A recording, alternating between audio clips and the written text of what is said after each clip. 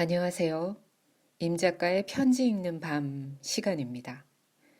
한때 이 세상 사람들의 마음은 편지를 통해 전해지고 움직였습니다. 우정도 사랑도 역사까지도요.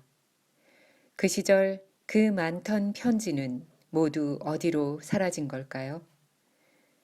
편지가 낯선 시대, 우리의 가슴을 진동시킬 세상의 편지를 만나봅니다. 오늘은 저명한 시인이 어느 젊은 작가 지망생에게 쓴 편지입니다.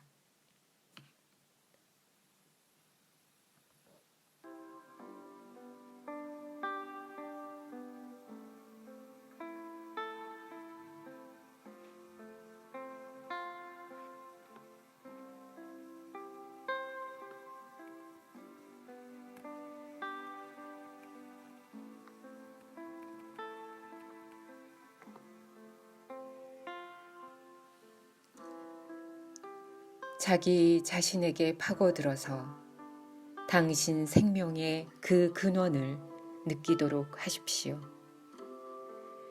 가능한 한 미학적이고 비평적인 글은 읽지 마십시오. 그런 글들은 어느 한쪽만을 편드는 생명력이 없는 의견으로 굳어져서 무의미하게 되거나 교활한 언어의 장난에 불과합니다.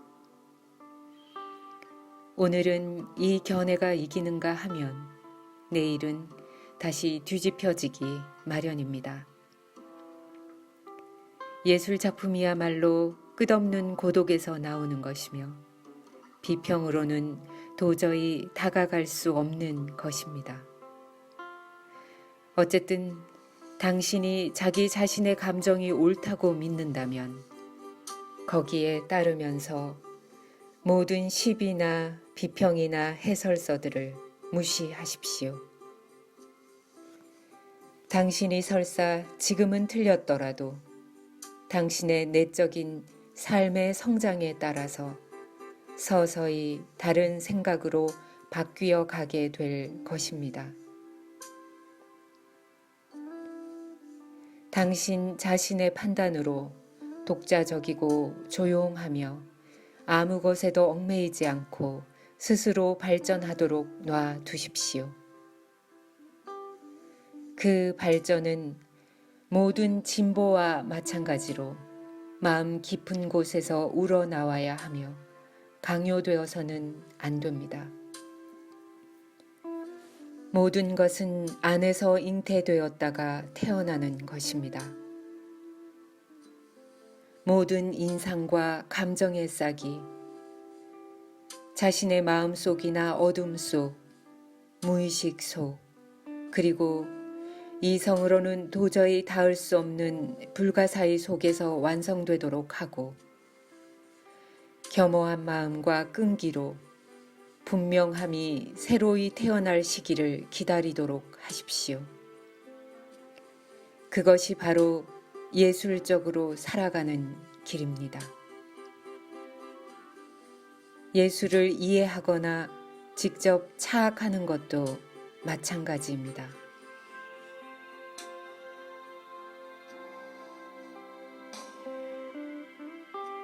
나무처럼 자라도록 하십시오.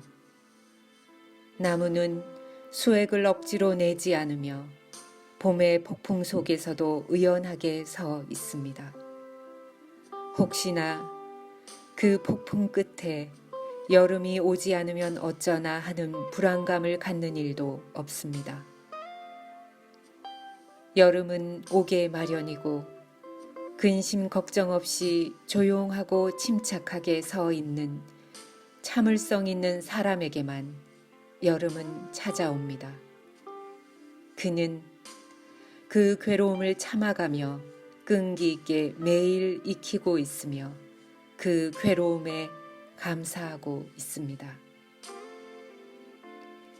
당신의 마음 밑바닥에 있는 미해결의 문제를 밀폐된 방이나 낯선 말로 씌어진 책처럼 인내심을 갖고 사랑하십시오.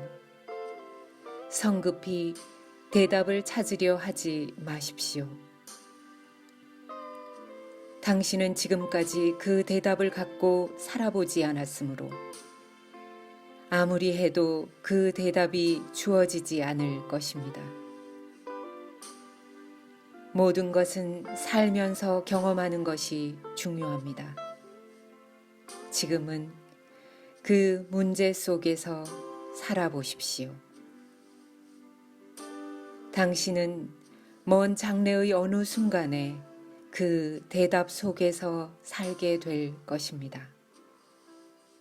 그리고 당신은 행복하고 순수한 삶을 만들어 나갈 가능성을 가지고 그곳으로 스스로를 이끌어 가십시오.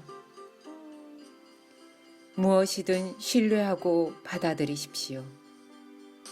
그것은 당신의 의지나 당신의 내면의 어떤 필요로부터 나올 때만 스스로 참아낼 것이므로 결코 미워하지 마십시오.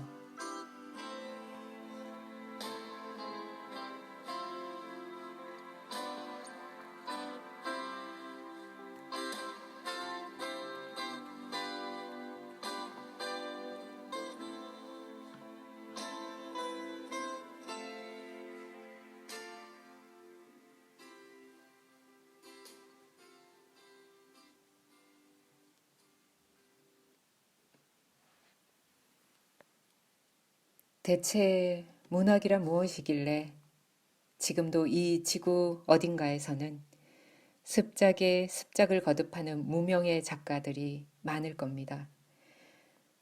오늘도 카페 귀퉁이에서 커피 한 잔 시켜놓고 자신의 작품이 널리 알려질 날을 고대하며 눈이 시리도록 모니터에 타이핑을 하는 작가들 말입니다. 종이 위에 씌어진 자신의 글자 한자 한자 혹은 한 문장 한 문장을 고치고 또 고치는 일에 고단한 어느 날은 모두 포기하고 싶은 충동에 시달리기도 하지만 결국 다시 펜을 잡고 글을 쓰고 있는 자신과 마주할 텐데요. 이 편지는 그런 작가 지망생들 모두에게 와 닿는 따스한 격려가 아닌가 합니다. 지금은 당신이 가진 문제 속에서 열심히 살다 보면 언젠가는 그 대답 속에 살고 있을 자신을 발견하게 될 거라는 말이 큰 위로가 되는데요. 이 편지는 오스트리아의 시인이자 소설가인 라이너 마리아 릴케의 편지입니다. 받은 이는 사관학교에 다니며 시를 쓰는 일에 대해 고민하는 프란츠 카푸스였고 릴케가 그에게 보낸 10통의 편지 중 하나입니다. 1902년 20살이 채 되지 않은 시인 지망생 프란츠 카푸스는 자신의 습작시들과 함께 속내를 털어놓는 한 통의 편지를 28살의 시인 릴케에게 보냅니다. 이렇게 시작된 두 사람 간의 편지는 6년간 이어졌습니다. 편지를 받은 카푸스는 끝내 시인이 되지 못했지만 릴케가 한 젊은 습작 시인에게 보낸 시와 시인에 관한 성찰을 담고 있는 따스하고 솔직한 이 육성은 오늘날 작가를 꿈꾸는 젊은이들에게도 소중한 조언이 돼 줍니다. 릴케는 1875년에 프라하 출신의 시인이자 작가입니다. 말테의 수기의 작가로 독일 언어권의 문학가 중에서 으뜸으로 평가만든 시인 중 한 명입니다. 주여, 때가 왔습니다. 지난 여름은 참으로 위대했습니다. 당신의 그림자를 해시기 위에 얹으시고 들녘엔 바람을 불어놓아 주소서 라고 시작되는 가을날이란 시도 널리 알려져 있죠. 그런가 하면 릴케는 방금 읽어드린 편지처럼 편지와 인연이 깊은 작가입니다. 생전 2000편이 넘는 시 작품과 많은 수의 산문을 썼지만 또 유럽 서간문의 역사에서 특별한 위치를 차지할 정도로 많은 양의 편지를 남긴 작가입니다. 7,000통이 책으로 출간됐고 거의 하루도 거르지 않고 오전 시간을 편지 쓰는데 열정을 바쳤던 작가이기도 합니다. 릴케에게 편지는 사람들 사이에 가장 멋지고 풍요로운 교제 수단이었던 겁니다. 임 작가의 편지 읽는 밤. 오늘은 독일의 시인이자 소설가인 라이너 마리아 릴케가 작가 지망생 프란츠 카푸스에게 쓴 편지 함께 했습니다.